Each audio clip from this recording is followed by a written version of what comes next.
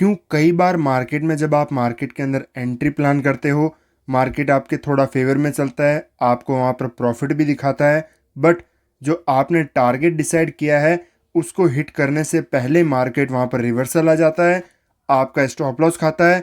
वहाँ पर इवन आपने सोचा है कि बहुत ही परफेक्ट आपने स्टॉप लॉस प्लान किया है, मार्केट एसएल खाने के बाद में अच्छा खासा मोमेंटम करता है और बड़ा मोमेंटम करता है आपके फेवर में।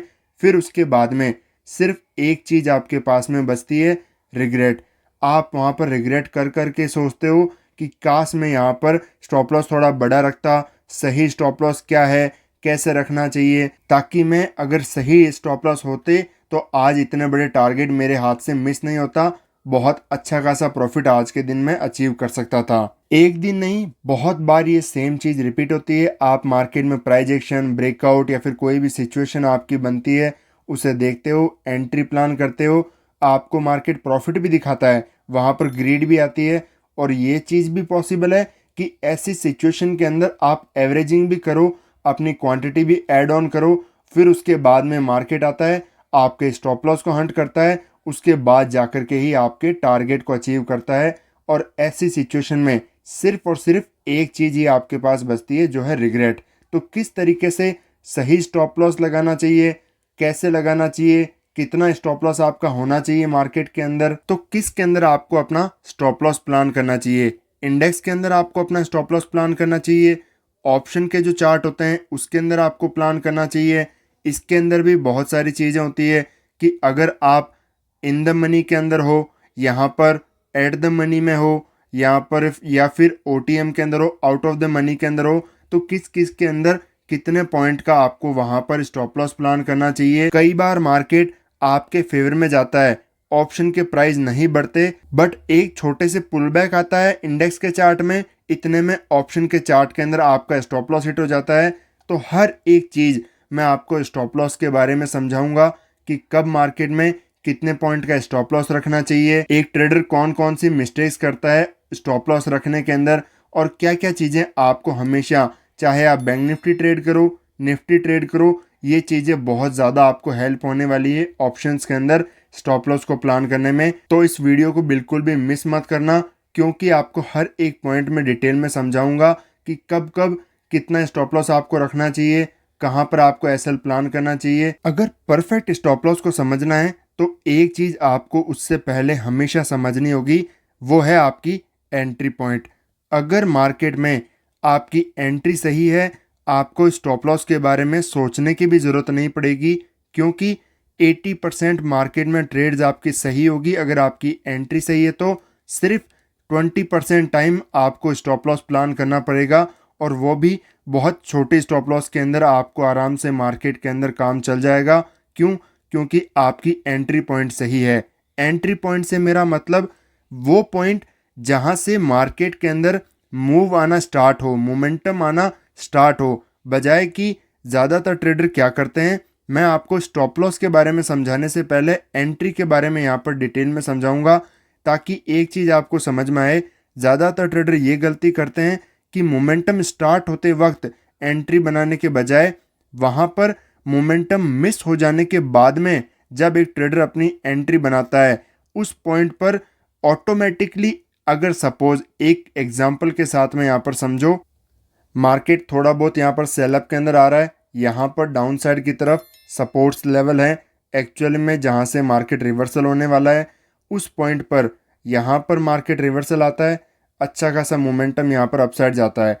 अब मार्केट में किस पॉइंट पर आपका जो स्टॉप लॉस पॉइंट है वो छोटा होगा, आप ऐसे के अंदर मार्केट में इस पॉइंट पर जब एक बड़ा मोमेंटम यहाँ पर जा चुका है, ज़्यादातर ट्रेडर क्या करते हैं, मोमेंटम हुआ, यहाँ पर मार्केट के अंदर ट्रेड वगैरह प्लान करेंगे, सोचेंगे कि इस पॉइंट पर इस सपोर्ट, ये जो है रजिस्टेंस, जो अभी तक रजिस्टेंस काम कर रहा था अब सपोर्ट की तरह ऐड कर रहा है, यहाँ पर कोई भी स्विंग्स वगैरह देख करके इसके नीचे हम आराम से एसएल प्लान कर सकते हैं, एक अच्छा खासा स्टॉप लॉस पॉइंट होगा।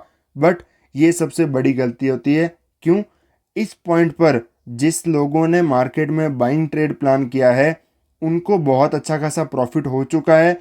वो ऐसे मोमेंटम में, यहाँ पर जब बड़ा मोमेंटम अपसाइड हो चुका है, तो ऐसे पॉइंट पर वो अपनी यहाँ पर करेंगे प्रॉफिट बुकिंग, और ऐसे के अंदर यहाँ पर जो मार्केट में बायर ऐड होंगे, मार्केट उनको निकालने के बाद में ही एक सेलअप यहाँ पर आता है। थोड़ा सा एक बार मैं आपको यहाँ पर प्रॉपर्ली समझा देता हूँ। जैसे यहाँ पर मार्केट मोमेंटम हो गया, उसके बाद में जो ट्रेडर यहाँ पर एंट्री करते हैं उसको ज़्यादातर मार्केट में अच्छा खासा प्रॉफिट नहीं मिल पाता।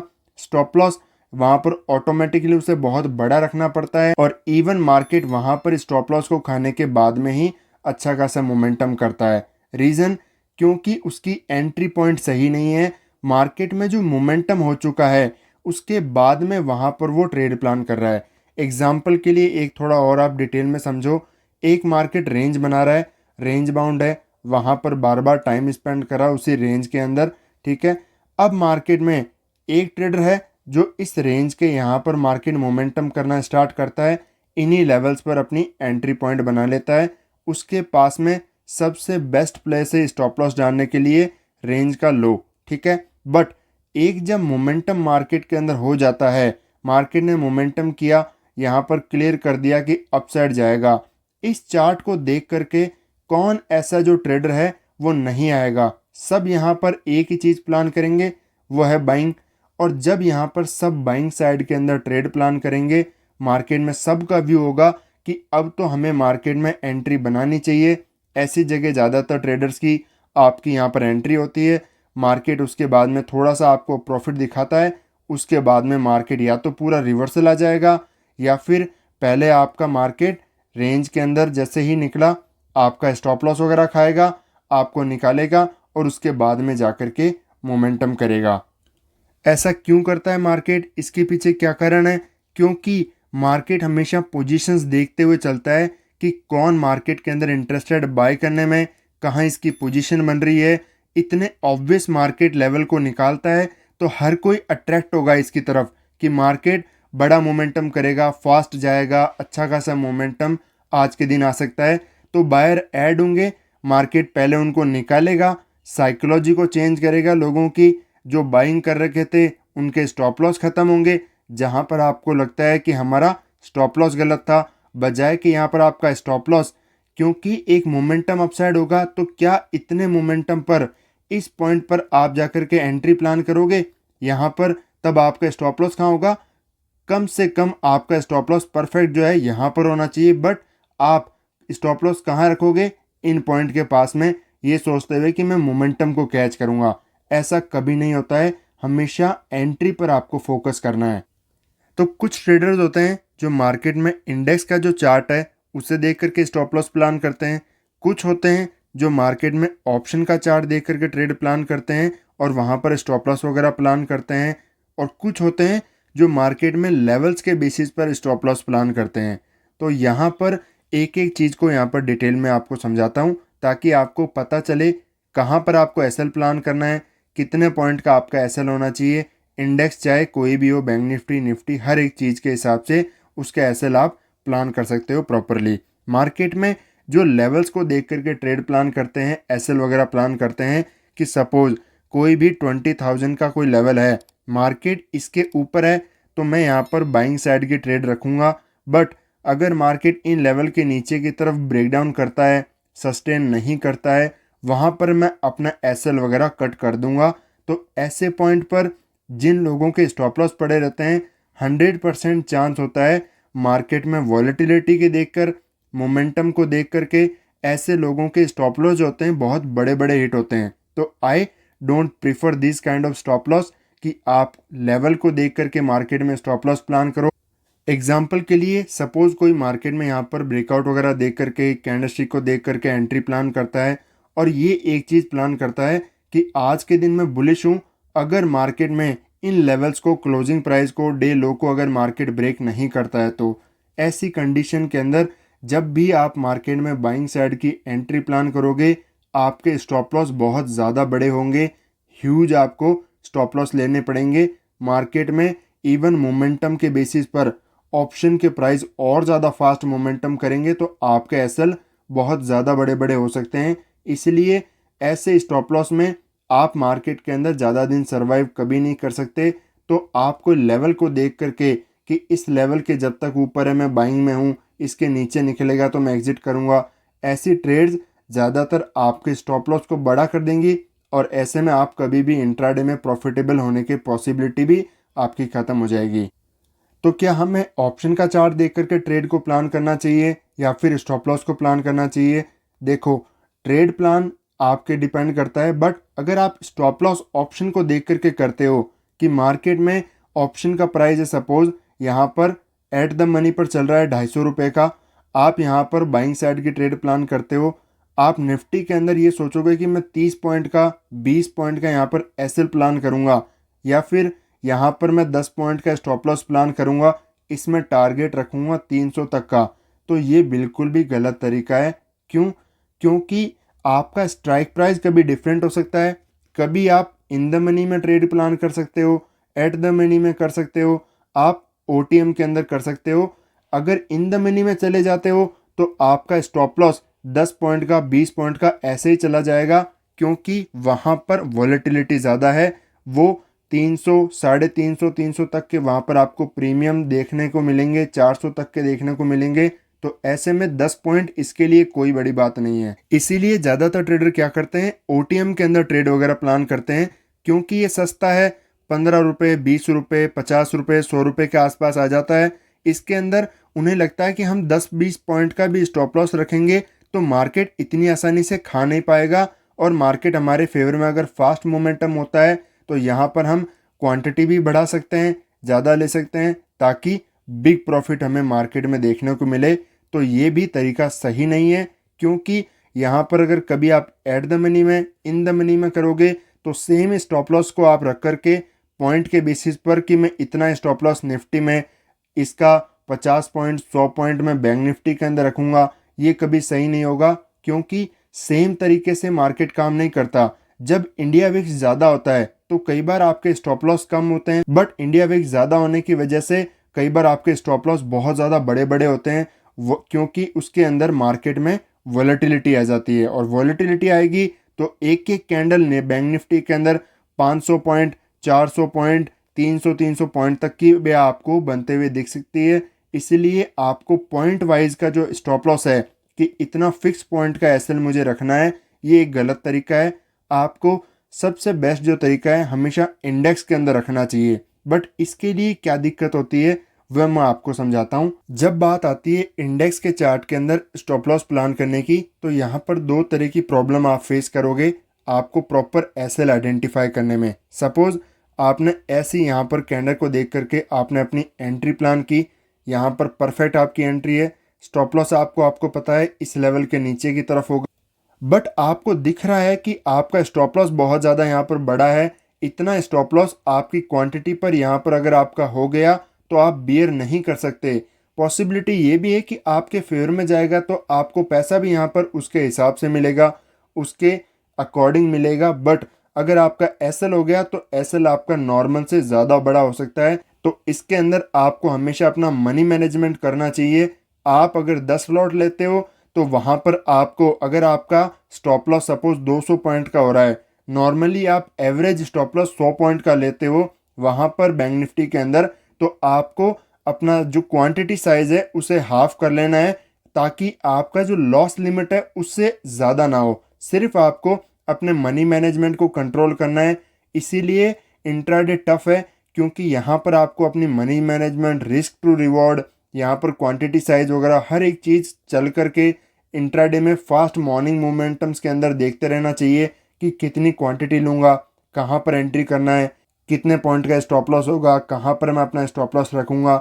हर एक चीज़ बहुत ज़्यादा कैलकुलेटिव वे में करते हुए फास्ट यहाँ पर डिसीजन मेकिंग लेने होते हैं। तो ऐसे के अंदर, ऐसे स्टॉप लॉस के अंदर आपको सबसे ज़्यादा हेल्प होगी जब बड़े इंडेक्स के अंदर यहाँ पर आपके स्टॉप लॉस बड़े हो रहे हों, आपको पता है कि इतने स्टॉप लॉस मैं किसी भी हालत में बियर नहीं कर सकता, तो वहाँ पर आपको मनी मैनेजमेंट करना है।